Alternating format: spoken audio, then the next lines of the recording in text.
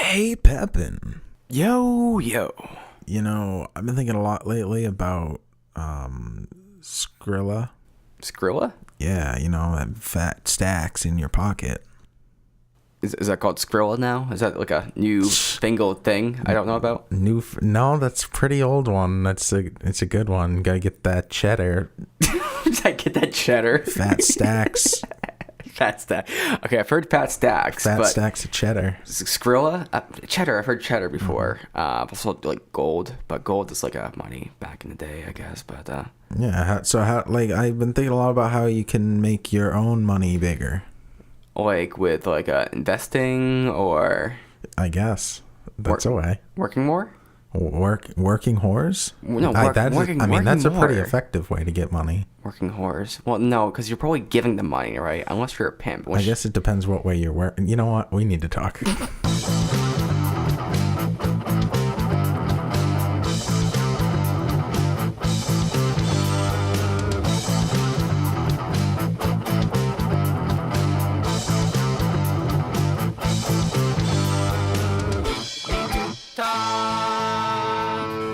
Welcome back. So glad you guys could join us. I am here once again with my best friend Nathan Pepin. How's it going, Pepin? Yo, doing well. It's early in the morning, but I think I'm awake. But am I?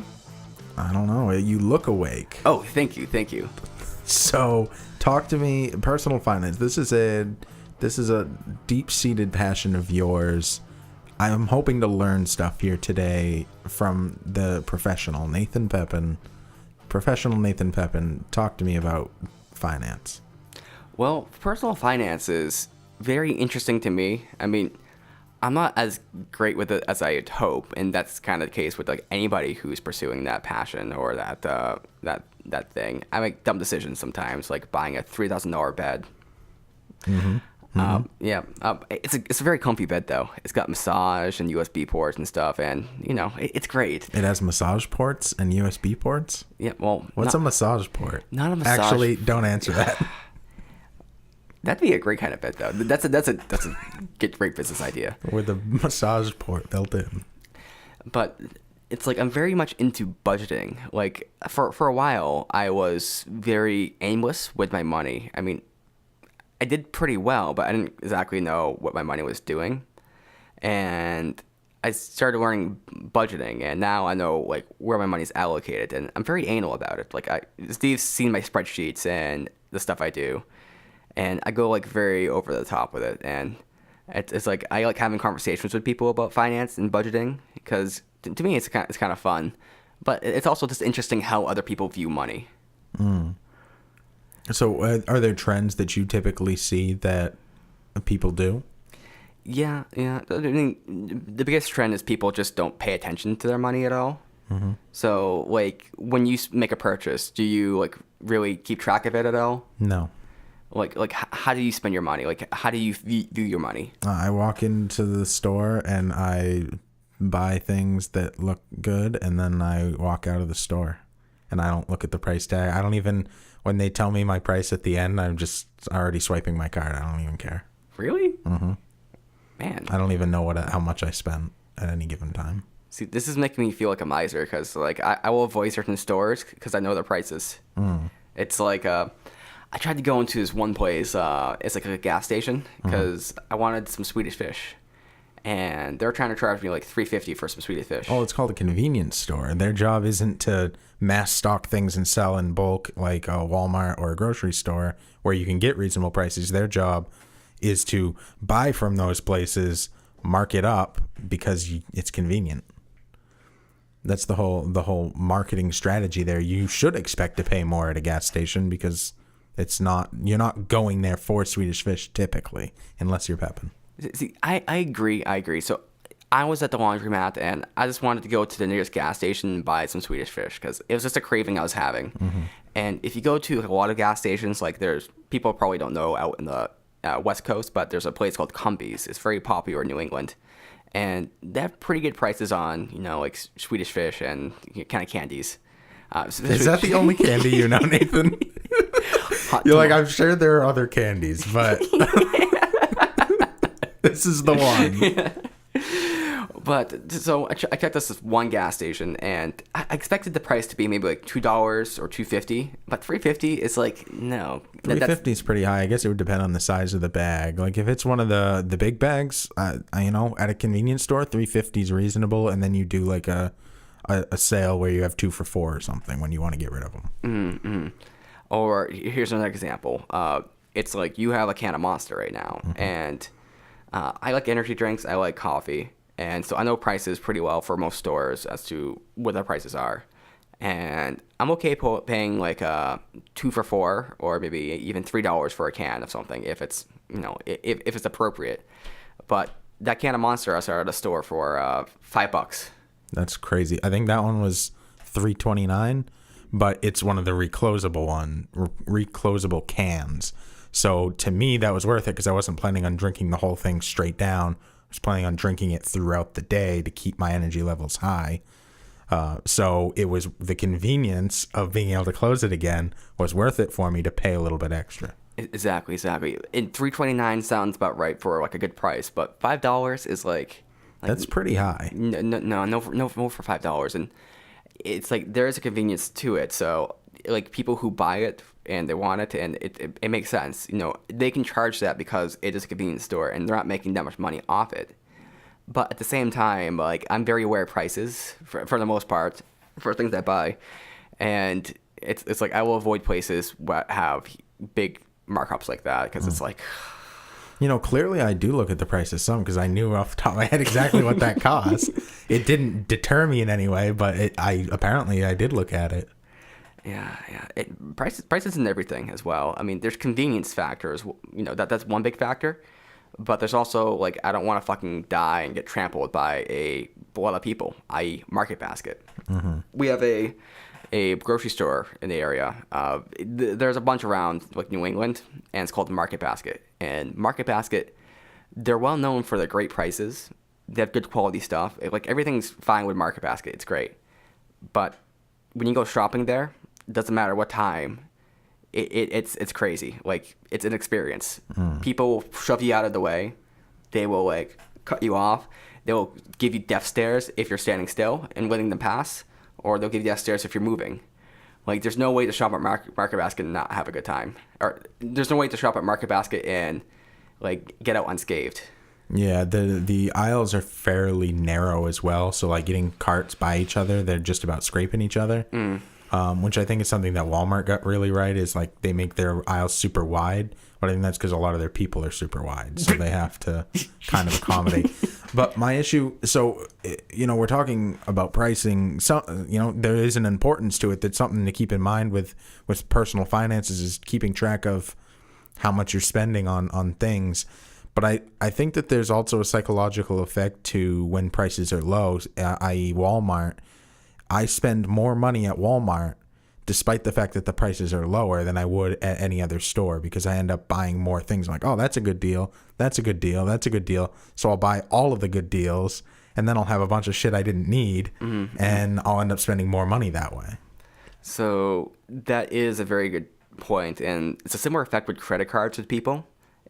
Credit cards, with most people, they find that they will actually spend more money with a credit card because the way they think about it is, this is money that I can pay this off later. Like, it's not money coming out of their pocket directly, it's coming out of this thing. Same with debit cards. Credit cards are like debit cards, but like worse, because it's you're spending money you don't have, and you don't really see the effect until later. So most people, they do better with cash for that reason, because if they have cash feels more painful to spend. But for me, it's the opposite. And the same way, this is how nerdy I've gotten. I don't recommend this for everybody, but I buy my groceries once a month, and I have like a grocery list. So certain foods I'll buy, and it's a decent diet. I mean, I buy stuff other things throughout the month as well, but this is the main supply I have. So it's like chicken, rice, veggies, yogurt, and different things like that. So when I go shopping, I try to just buy up enough to last a month, and I kind of say to myself, you know, maybe I can go out to eat every once in a while and stuff, but I'm not going to like really buy more products. So everything I buy right now is the stuff I'm going to have to live off of for the month. So that's how I think about it. If I have leftover, it's fine. I can just use it for the next month, but usually I just stick to what I need for the month. Whereas other people, they do that for like the week, so they just buy what they need for the week and then go back and forth. And do you find that it's more beneficial for you to do it monthly versus weekly? Yeah, well, I don't like...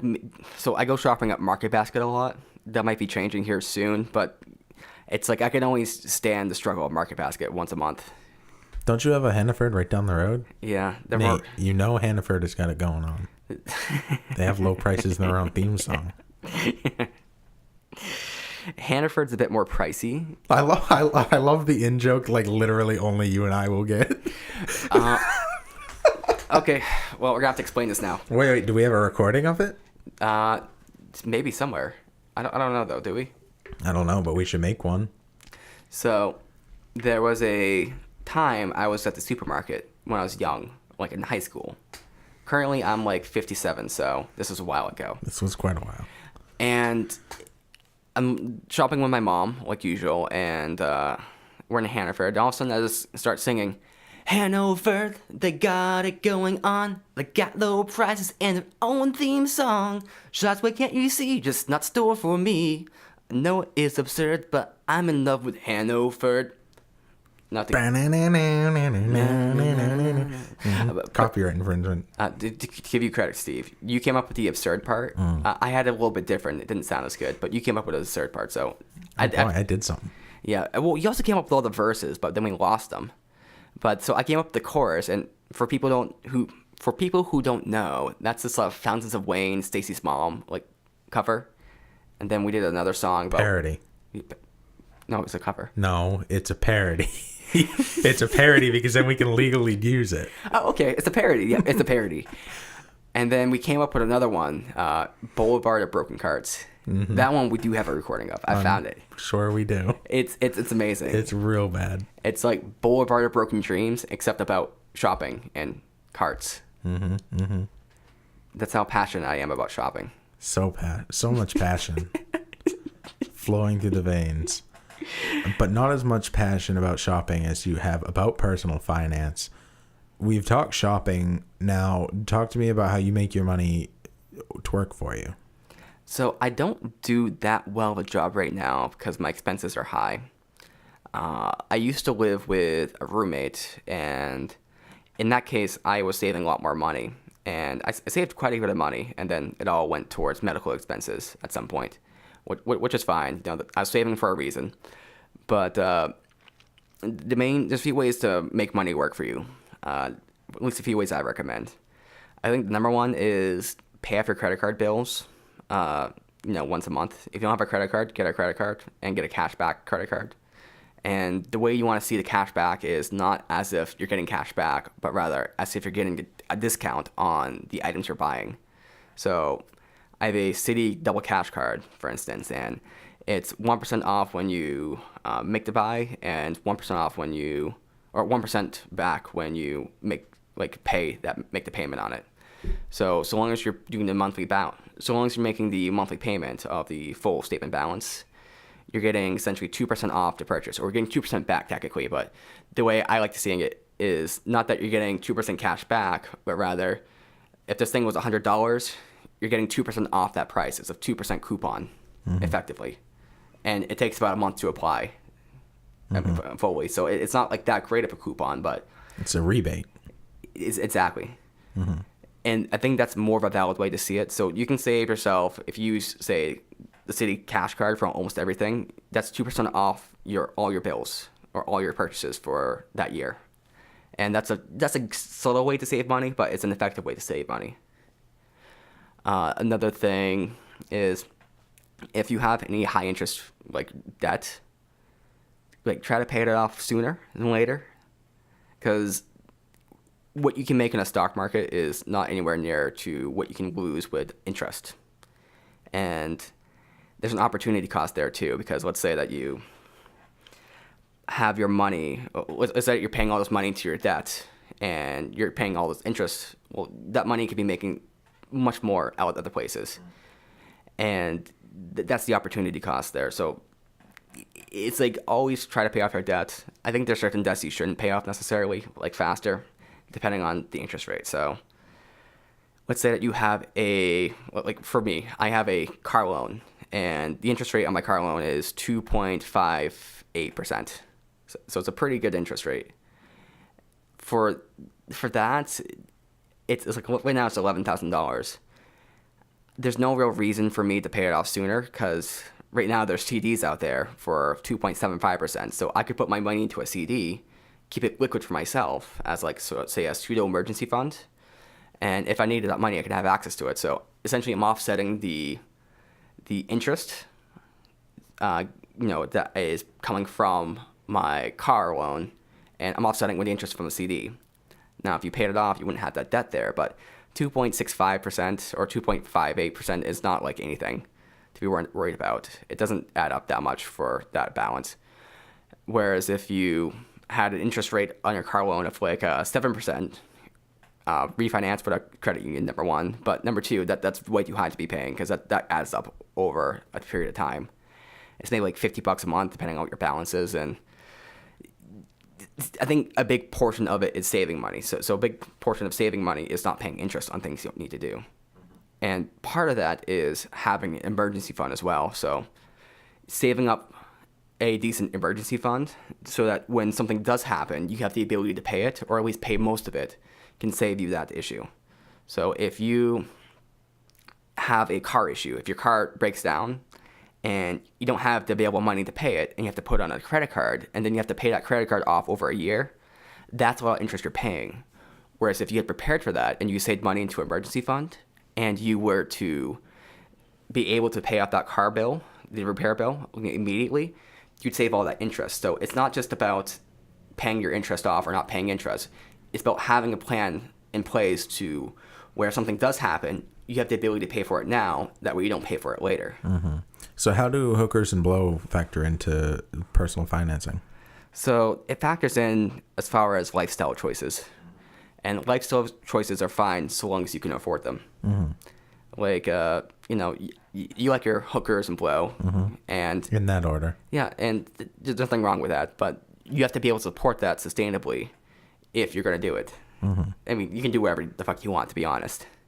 But if you want to maintain your lifestyle of hookers and blow, you want to set it up such that you have enough money to buy that and also live comfortably.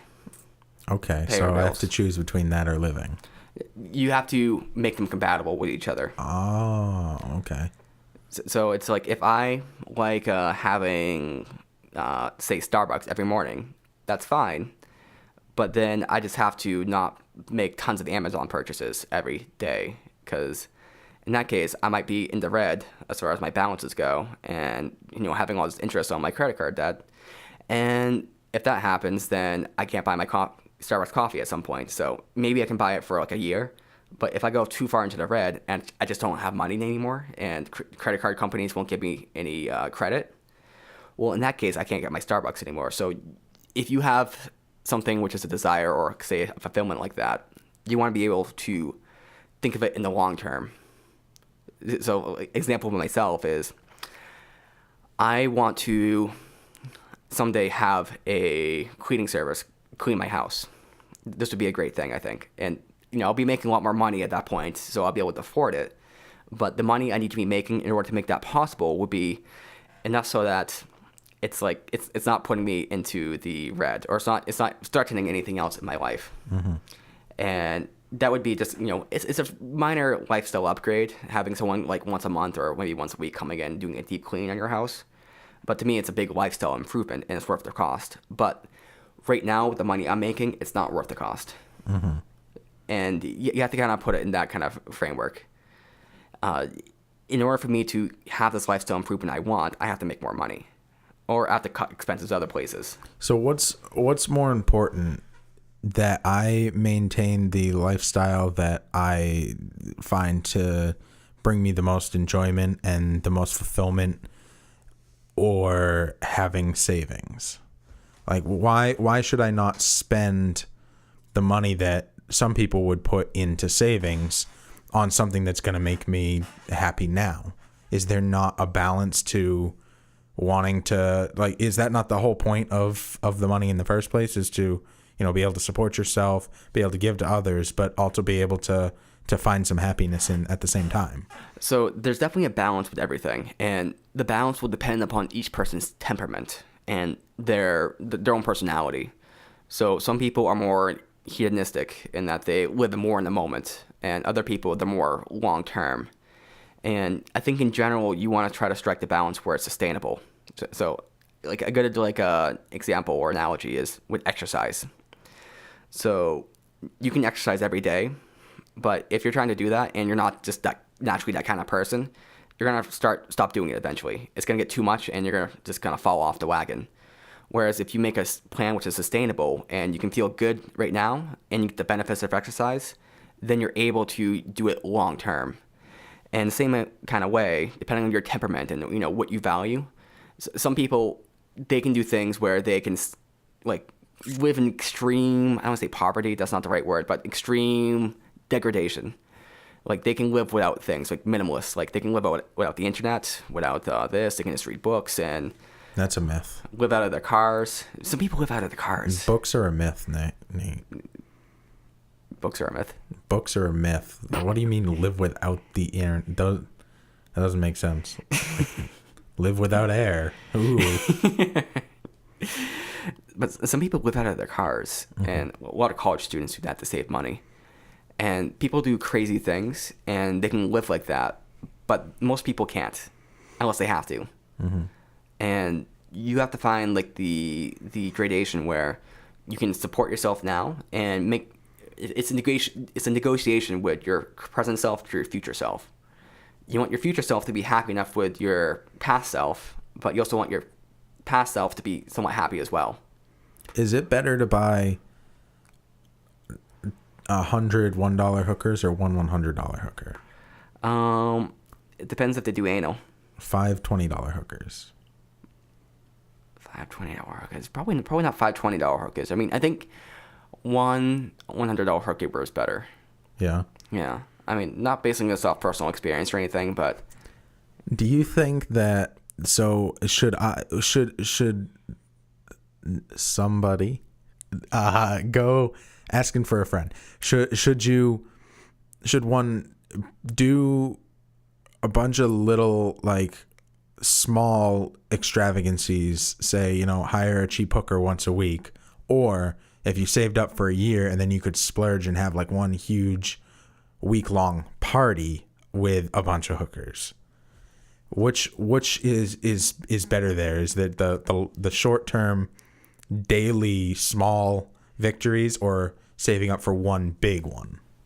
See, that depends on each person and their personality. I think in general, I would probably recommend the once a year one, mostly because that would be a very strong memory, and memories tend to be more fulfilling than, say, like daily routine or weekly routine. Like if you have a trip you go on to Mexico, that trip is far more memorable than doing something like playing some golf, at the same course you do every week. There's also fulfillment in routine, and there's stuff to be gained there. But I think in general, less routine stuff is more memorable and makes for a better life experience. But with that said, I think your best bet is to find a girlfriend and save some money that way, because then you get sex for free. Well, the hookers isn't about sex. It's about learning how to play poker. So I think there's also something to be said, though, about routine and daily activities that makes you like better at a thing. Like if you're playing golf every day, then you're going to end up honing skills and getting assets that you otherwise wouldn't have and are intangible. So maybe if I spend a little bit each day, I'm trading that off with gaining a skill, versus if I went to like one big golf course and paid a whole bunch of money and that was the first time I ever played golf, that would be less of an experience in that way, because I wouldn't be gaining any. I might be gaining a memory, but I wouldn't be gaining a skill. And of course, golf is an analogy here for sex. So hookers are a way of gaining the skill of sex. Yes. I mean, okay, I could see that, but then become a porn star. Well, yeah, but then get paid for your hobby. No, but I need to be paying the money in this analogy. Yeah, but so you pay the money at first, but this is an investment. It's like going to college, right? Mm-hmm. And you want the hookers to teach you everything they know about sex. Mm-hmm. So that one day you'll get good enough to be paid to have sex with other people. The porn market, yes, that's a good point. I think the porn market right now is a little overblown. So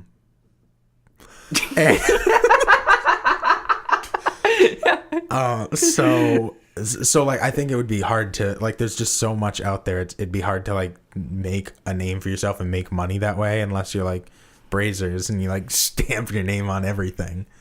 Is it Brazzers or is it Brazzers? Whatever. Fuck it. I think they say Brazzers, don't they? I thought it was Brazzers. Oh, maybe it's Braziers. Braziers. That's it. Oh god, that's like a fancy one. But yeah, I mean, you got a point there about the porn market being saturated. I mean, it's like 30% of all internet downloads are porn. I guess I guess I was going for a different point there. My point being that sometimes there are intangible assets that can factor into personal finance. What are your thoughts on the intangibles, the non-money side of personal finance? Yeah. I mean, not everything is about money, but you have to understand how money intersects with your personal desires. For me, it's not that one thing is right, one thing is wrong, but it's what you want to achieve and being aware of the costs and the benefits to those costs and benefits. I mean, just being aware. So if I don't have a problem with someone who spends money on cigarettes every day and then they buy like a latte from Starbucks and they do this and that and they spend money on hookers, blow, and they are just surviving barely week from week. Maybe they're in debt. That's fine, so long as they're just aware they're doing that. If they're out of control and just not being conscious of what they're doing and one day they're like, I'm in so much debt, I don't know what to do, this is terrible. Well, it's like not being aware that that's the choice you're making or that's where you're going. That's the problem.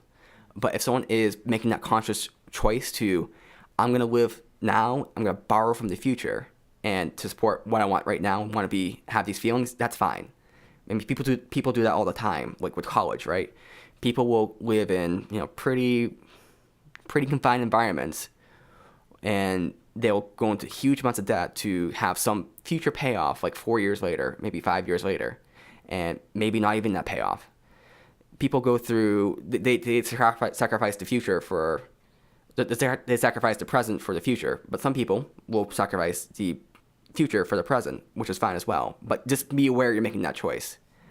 It's like when I buy a $3,000 bed, I got to be aware that, the present's going to be good, but the future won't be as good because now I'm not making as much money as I would. That $3,000 is just missing. Now, if you buy a $3,000 bed, you can't have $1 hookers on that.